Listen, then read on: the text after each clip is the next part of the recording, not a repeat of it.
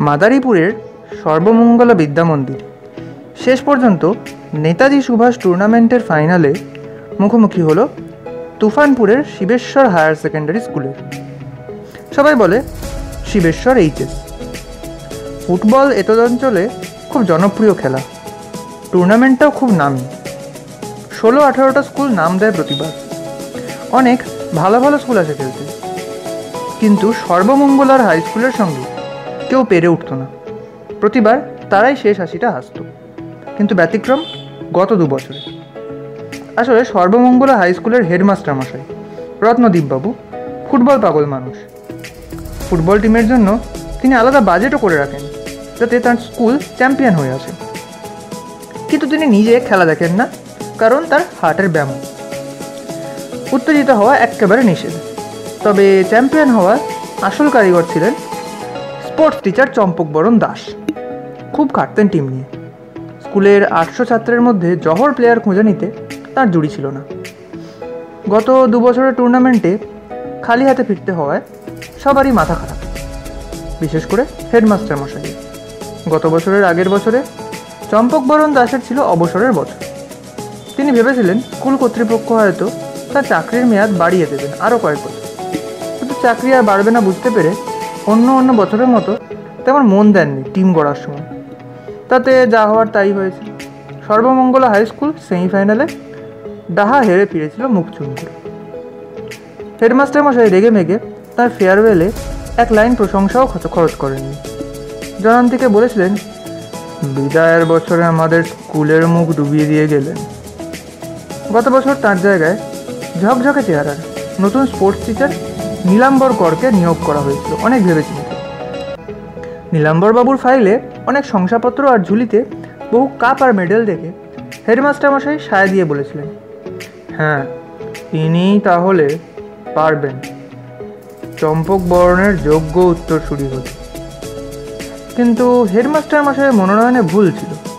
নীলাম্বর করের ঝুলিতে অনেক মেডেল দেখে সবাই ভেবেছিলেন ভালোই কোচিং দেবেন, কিন্তু চেহারা ঝকঝকে হলেই যে ভালো কোচ হবে তার কোনো মানে নেই।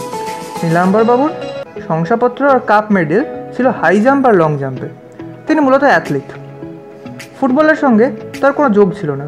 ফলে তার আমলের প্রথম বছরে 3rd রাউন্ডের বাধা টপকাতে ব্যর্থ হয়েছিল সর্বমঙ্গলা। হেডমাস্টার মশাই খুব বকাবকি করেছিলেন স্পোর্টস টিচারকে। বেশ নরমে গরমে বলেছিলেন, আমাদের স্কুল এতদ অঞ্চলের বেস্ট টিম। আগের বছরের রেকর্ডগুলো দেখুন, পরপর 7 বছরের চ্যাম্পিয়ন, শুধু এই 2 বছরই। তারপর বলেছিলেন, তাহলে কোনো কোচিং সেন্টারে গিয়ে ফুটবলটাও শিখে আসুন। ফুটবলের জন্যই আপনার চাকরি। ছেলেদের হাই জাম্প দিতে শেখালে হয়তো সবার চেয়ে উঁচুতে উঠে ভালো করে হেডটা দিতে শিখবে, কিন্তু তাতে খুব কি সুবিধা হবে? গোলের মুখটা চেনাতে শেখান প্লেয়ারদের। তবে সেই বকুনিতে বেশ কাজ হয়েছে। এবছরের গোড়া থেকে স্পোর্টস টিচারের সঙ্গে যোগ দিয়েছেন অঙ্কের টিচার গোবর্ধনবাবু। তিনি এতকাল বলতেন, আমিও অল্প বয়সে অনেক ফুটবল খেলেছি। অঙ্ক হলো সব বিদ্যার উপরে, ফুটবলের পায়ে পায়ে অঙ্ক লাগে। তাকেও এবছর টিমের সঙ্গে জুড়ে দেওয়ার ফলে 2 বছর পর সর্বমঙ্গলা বিদ্যামন্দির ফাইনালে উঠেছে। তাতেই গোবর্ধনবাবু শার্টের কলার উঁচিয়ে বলেছেন, কি হেডমাস্টার মশাই, বলেছিলাম তো। কিন্তু নীলাম্বরবাবু তা মানতে চাননি। বললেন, আমি যে ইউথ ক্লাবের ফুটবল কোচিং সেন্টারে 3 মাসে কত কিছু শিখে এলাম, তাতেই তো। তাদের এই কলহের মধ্যে হেডমাস্টার মশাই বললেন, ফাইনালের আগে ভালো করে প্র্যাকটিস করান ছেলেদের। শুনেছি শিবেশ্বর এইচএসের ছেলেগুলো বেশ তাগড়াই চেহারার। তাদের পাশে আমাদের ছেলেরা লিগ পিকে। মুখোমুখি সংঘর্ষ হলে আমাদের ছেলেরা হাওয়ায় উড়ে যাবে। হালকা পলকা ছেলেগুলোকে নেবেন না। আর পড়াশোনায় ভালো মাথা যারা লেটার টেটার পায় এমন ছেলেদের নেবেন। খেলার সময় যাতে বোকার মতো বাজে ট্যাকল না করে। গোবর্ধন বললেন, আমি তো ওই জন্যেই অঙ্কে ভালো এমন ছেলেদের বাঁচতে বলেছি। কিন্তু নীলাম্বরবাবুই তাই মানতে চাইছেন না, বলছেন খেলার সঙ্গে লেখাপড়ার কোনো সম্পর্ক নেই। ঠিক আছে, আমি নীলাম্বরকে বলে দিচ্ছি। হেডমাস্টার মশাইয়ের প্রতি পরামর্শে বেশ খটামটো লাগলো স্পোর্টস টিচারে। গায়ে গতরে ভারী হলেই যে ভালো ফুটবলার হবে তা তো নয়। মেধাবী ছাত্ররা হলেই যে ভালো ফুটবল খেলবে তাও সবসময় ঠিক নয়। যে পারে সে পারে। অঙ্কের টিচার গোবর্ধনবাবু বললেন, এইসব বুঝি না বলেই শিল্ডের খরা চলছে আমাদের স্কুলে, টিম সিলেকশনই আসল। খেলা মানেই তো প্রতি মুহূর্তে অঙ্ক কষতে হবে, বল ঠিক জায়গায় প্লেসিং করতে হলে ঠিক কত জোরে মারতে হবে, বলের ওজন অনুযায়ী তার মোমেন্টাম কত হওয়া উচিত, কিংবা সাইড লাইন থেকে এটাকে উঠে ঠিক কত অ্যাঙ্গেলে শট নিলে বল গোলে ঢুকবে, কিংবা প্রতিপক্ষের স্পিড হিসেব করে নিজের স্পিড কত বাড়ালে বল নাগালে পাওয়া যাবে, কিংবা উঁচুতে ওঠে একটা বল ঠিক কতটা হাইট উঠে লাফালে তবেই হেড দেওয়া যাবে, সবই জানতে হলে অঙ্কের মাথাটা পরিষ্কার থাকা আবশ্যক। ইতিহাসের টিচার বললেন, শুধু কি অঙ্ক বোঝা চাই, ইতিহাসের জ্ঞান থাকাটাও জরুরি। 5 বছর আগে লিওনেল মেসি কিভাবে দুরূহ অ্যাঙ্গেল থেকে হাওয়ায় দিক নির্ণয় করে ফ্রি কিকে গোল করেছিলেন, কিংবা রোনাল্ডো কিভাবে একা 7 জনকে ডজ করে গোলে শট নিয়েছিলেন, এগুলো জানা থাকলে উইঙ্গারদের গোল করতে সুবিধা হয়। বাংলা টিচার শুভঙ্করবাবু বললেন, আগে দেখুন ছেলেদের নত্যসাবিধান সত্যবিধান জ্ঞান আছে কিনা, তারপর তো ফুটবলে শট মারবে। ভূগোলের টিচার ভাবছিলেন তারও তো কিছু বলা উচিত, অনেক ভেবেচিন্তে বললেন, প্লেয়ারদের জিওগ্রাফির নলেজ থাকাও দরকার। কোথায় কোন মাঠে জলবায়ু কেমন তার উপর নির্ভর করে প্লেয়ারদের শক্তি। গরমের দেশ হলে প্লেয়ারদের গতি একরকম হবেই, ঠান্ডার দেশ আরেক রকম।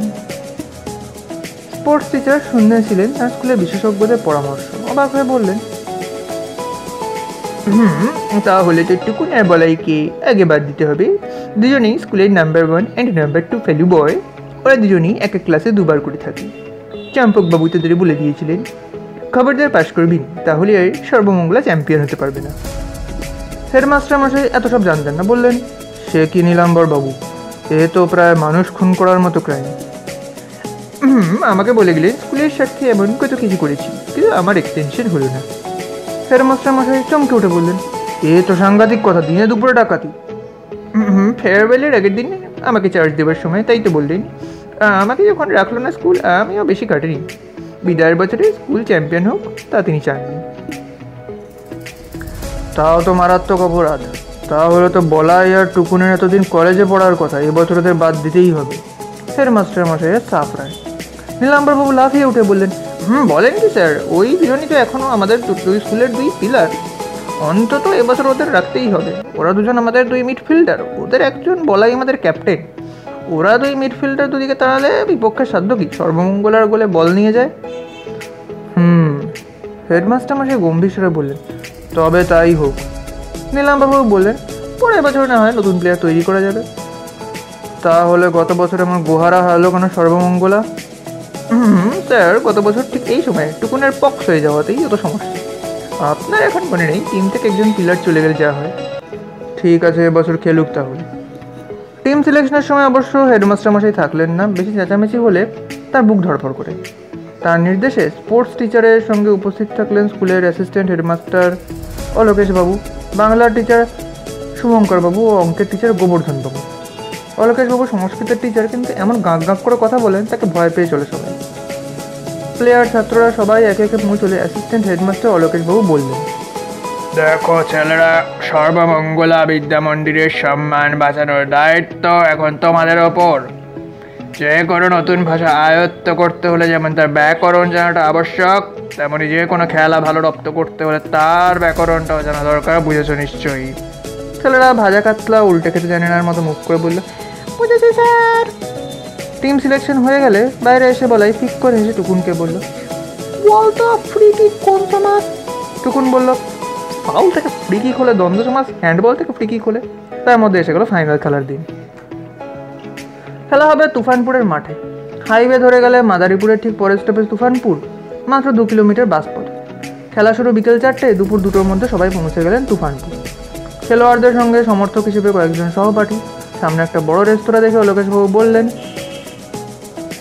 আমাদের প্লেয়াররা সব রোগা ভোগা দুবলা টাইপের। হেডমাস্টার মশাই বলেছেন সবাইকে ডাবল ডিমের কারি আর ফুল প্লেট মাংস খাইয়ে দিতে, তাহলে প্লেয়াররা গায়ে জোর পাবে, ছুটতে পাবে হরিণের মতো, তাগড়াই চেহারা প্লেয়ারদের সঙ্গে ট্যাকেল করতে হবে সিংহের মতো। খেলা আরম্ভ হতে তখন 2 ঘন্টা বাকি। হেডমাস্টার মশাইয়ের এবং দিল দরাজ নির্দেশ শুনে প্লেয়ারদের মুখে হাসি, কারো কারো জিভে জল এসে গেল। রোজ রোজ কেন এমন ফাইনাল খেলা হয় না? তাদের নোলায় আরও জল ঢেলে দিয়ে স্পোর্টস টিচার বললেন, না, এরকম হেভি টিফিন খেলে ওদের শরীর ভারী হয়ে যাবে, কেউ ছুটতেই পারবে না। এখন সবাই খুব লাইট টিফিন খাবে, যদি জিততে পারে। স্পোর্টস টিচারই এ বিষয়ে চূড়ান্ত রায় দেবেন, অতএব হালকা টিফিন খেয়ে শরীর হালকা করে সবাই সময় মতো হাজির হলো তুফানপুরে খেলার মাঠে। গত 2 বছরের চ্যাম্পিয়ন তুফানপুরের শিবেশ্বর এইচএস স্কুল এবছরও শিল্ড ফাইনালে উঠেছে। অতএব মাঠ লোকে লোকারণ্য। আশেপাশে 10-15টা গাঁ থেকে ভেঙে পড়েছে দর্শক। মাঠে নামতে দর্শকদের মধ্যে বেশ উত্তেজনার ধ্বনি। তবে তুফানপুর শিবেশ্বর এইচএসের খেলোয়াড়দের দেখে বেশ জমে গেল সর্বমঙ্গলার খেলোয়াড়রা।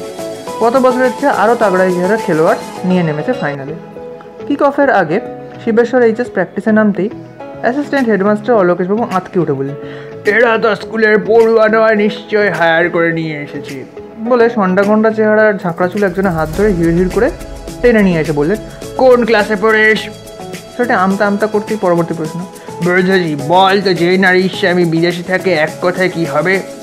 সেটা শরীর বেশ বলবা, কিন্তু প্রশ্ন শুনে খুব ঘাবড়ে গিয়ে বলল, হ্যাঁ, আমার বাবা তো বাড়িতেই থাকেন, কখনো বিদেশে যাননি। আমার জ্যাঠামশাই একবার পাটনা গিয়েছিলেন, কিন্তু 2 দিন পরে ফিরে এসেছিলেন বাড়িতে।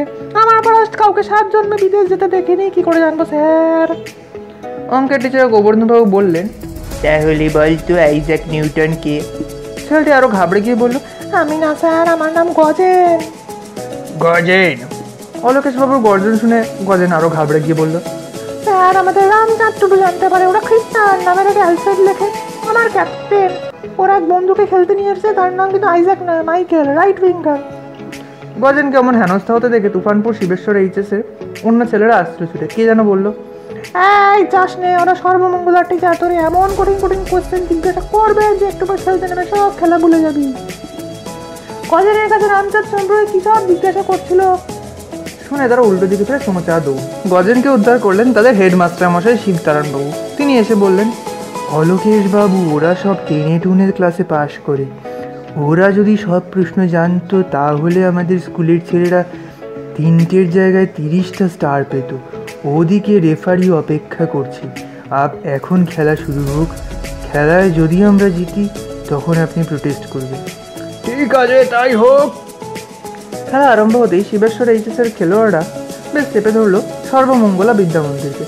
ফুটবলের ব্যাকরণ বা অঙ্ক দুটোই ওদের খেলোয়াড়রাই বেশি জানে, তা বুঝতে অসুবিধা হচ্ছে না।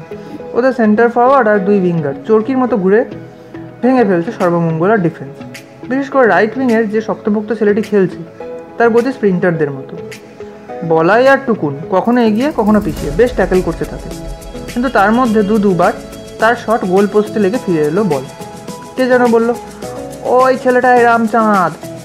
সর্বমঙ্গলার খেলোয়াড়রা বেশ ঘাবড়ে গেছে, তা বুঝিয়ে দিচ্ছে তাদের শরীরী ভাষা। মাঠের যেদিকে সর্বমঙ্গলার শিক্ষকদের বসতে দেওয়া হয়েছে সেদিকটা সর্বমঙ্গলার দলের বাঁদিকে, কিন্তু খেলার উত্তেজনা মুহূর্তে কেউ কি আর বুঝতে পারছেন?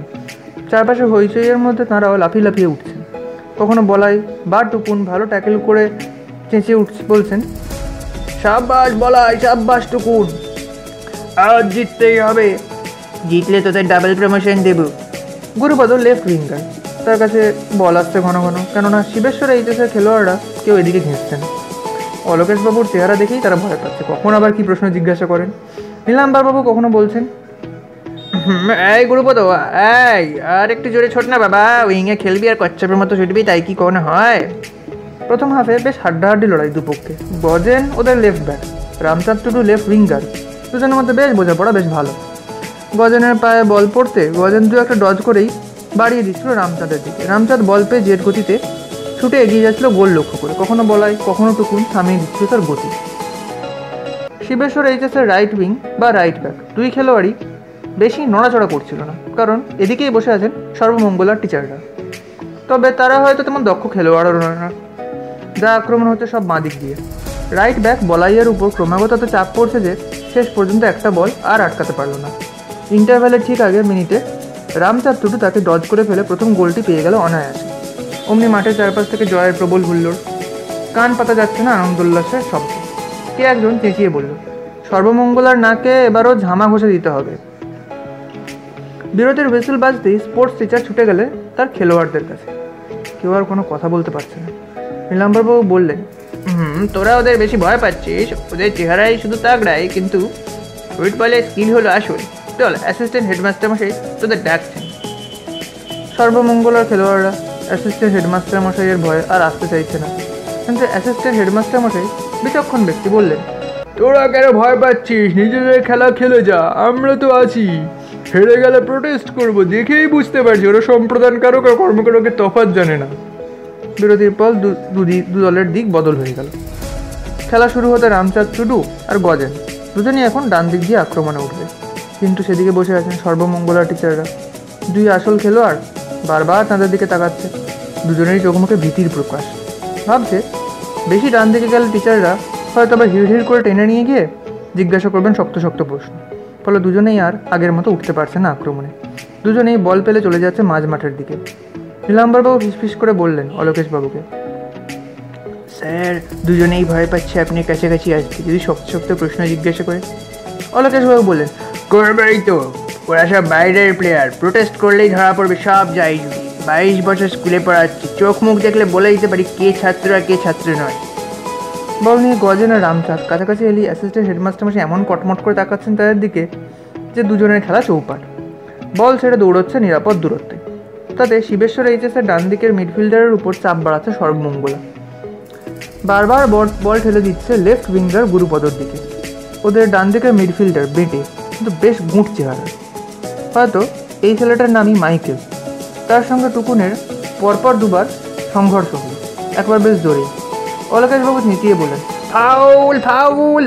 শুধু রেফারি বাঁশি বাজালেনই না, অলোকেশবাবু রেগে গিয়ে বললেন, এটা কি হলো? নীলাম্বরবাবু বললেন, আসলে গুরুপদ আরেকটু সতর্ক থাকলে এই বলটা গোল হতে পারত। রেফারি অ্যাডভান্টেজ দিতে চেয়েছিলেন, কিন্তু গুরুপদ বলটা ধরতে একটু দেরি করে ফেলল। গোবর্ধনবাবু বললেন, এবার ওরা গাজোয়ারি করে খেলছে। অ্যাসিস্ট্যান্ট হেডমাস্টার মাসে বললেন, অন্তত 4-5টা প্লেয়ার হায়ার করে নিয়েছে, ওরা ভেবেছে চট্টামি করে জিতবে, তা হতে দেবো না। নীলাম্বরবাবু বললেন, গুঁট চেহারার ছেলেটাই নাম মাইকেল, শুনলাম কয়েক বছর ধরে খেলছে, হিসেব মতো স্কুল থেকে পাস আউট করে বেরিয়ে যাওয়ার কথা।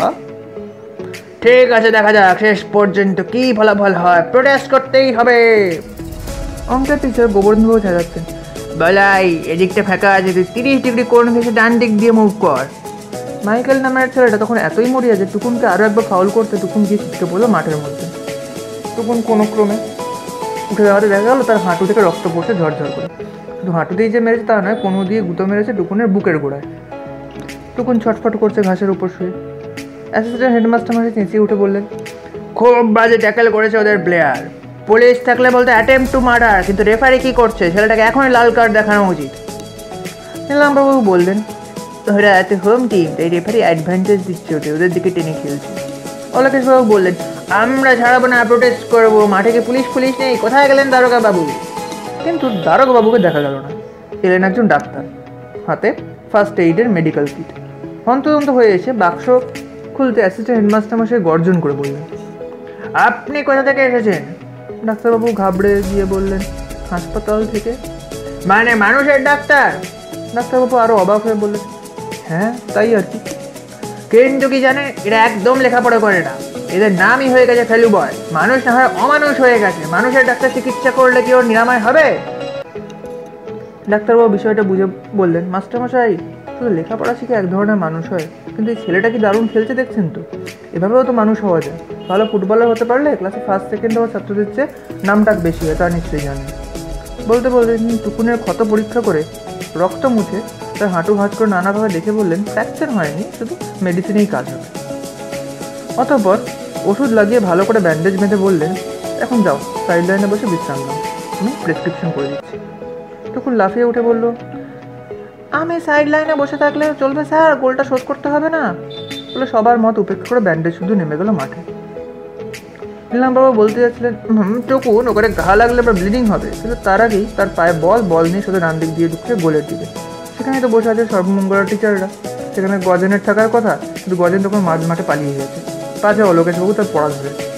সেই সুযোগে টুকুন বল ঢেলে দিল বলাই গেছে, বলাই গোল করতে একটু ভুল করল। অলোকেশবাবু চেঁচিয়ে বললেন, টুকুর আর একটা গোল দিতে পারলে তোকে ট্রিপল প্রমোশন দেওয়া হবে। অঙ্কের টিচার গোবর্ধনবাবু বললেন, তা কি করে হবে? এখন 8-এ পড়ে, ট্রিপল প্রমোশন দিলে 11-এ ওঠাতে হবে। মাধ্যমিক পাস না করে 11? কিন্তু ওর তো এতদিন 11-এ পড়ার কথা শোনেননি? আগের স্পোর্টস টিচার ওকে বলতেন একদম পাস করবি না।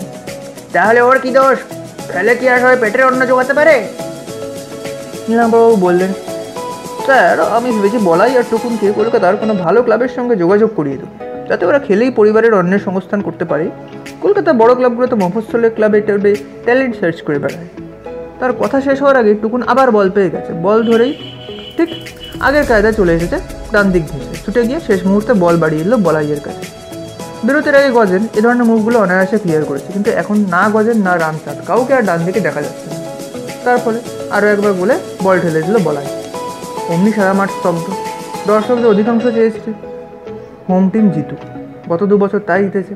হঠাৎ সর্বমঙ্গলা বিদ্যামন্দির বিরতির পর দুখানা গোল দিয়ে এগিয়ে গেল, তা কেউ হজম করতে পারছে না।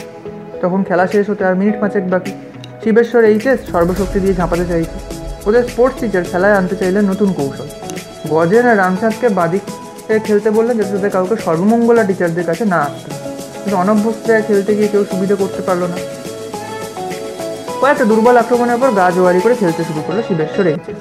আগে টুকুনের পায়ে মেরেছিল, এখন গজেন মারলো বলাইকে। বলাইয়েরও রক্তারক্তি কাণ্ড। অ্যাসিস্ট্যান্ট হেডমাস্টার চেঁচিয়ে বললেন, এটা কি খেলা হচ্ছে না মারামারি হচ্ছে? পুলিশে খবর দেওয়া উচিত, আমরা প্রোটেস্ট করবো, এটা বিহিট করতে হবে। তা চেঁচামেচিতেই বোধহয় একটা এতক্ষণে লাল কার্ড দেখালে রেফারি। ওদের গজেন চলে গেলো সাইড লাইনের বাইরে। বলাই তখন খুব ছটফট করছে যন্ত্রণায়। বলাইয়েরও চিকিৎসা করতে এলেন সেই ডাক্তারবাবু। ওষুধ দিয়ে ব্যান্ডেজ করে বললেন, খুব ভালো প্লেয়ার, কিন্তু আজ এই যেন কোনো মতেই আর মাঠে নামে না, ফিরে গিয়ে একটা এক্সরে করে নেবে। টুকুন মাঠে নেমে খেলছে, কিন্তু গজেনা নামতে পারলো না। তবে মিনিট 5 মধ্যে খেলা শেষের বাঁশি বাজিয়ে দিলেন রেফারি। সমস্ত মাঠ তখন স্তব্ধ। স্থানীয় হোমরা ব্যক্তিরা এসেছেন ফাইনালের শিল্ড বিজয়ী ক্যাপ্টেনের হাতে তুলে দিতে। ক্যাপ্টেন বলাইয়ের তখন চোখে জল, মুখে হাসি। অলোকেশবাবু বললেন, যা আজ খেললি তুই আর টুকুন। বলাই বলল, স্যার আমি আজ মাঠের বাইরে বসে খেললেন তো আপনারাই। তখন মাইক্রোফোনে নাম ডাকা হচ্ছে ক্যাপ্টেন বলাইয়ের। বলাই খোঁড়াতে গিয়ে মস্ত শিলটা হাতে নিয়ে উঁচু তুলে ধরে বলল, সর্বমঙ্গলা বিদ্যা মন্দিরের জয়। মাত্র কয়েকজন শিক্ষক গুটি কয়েক ছাত্র চেঁচিয়ে বলল, সর্বমঙ্গলা বিদ্যা মন্দিরের জয়।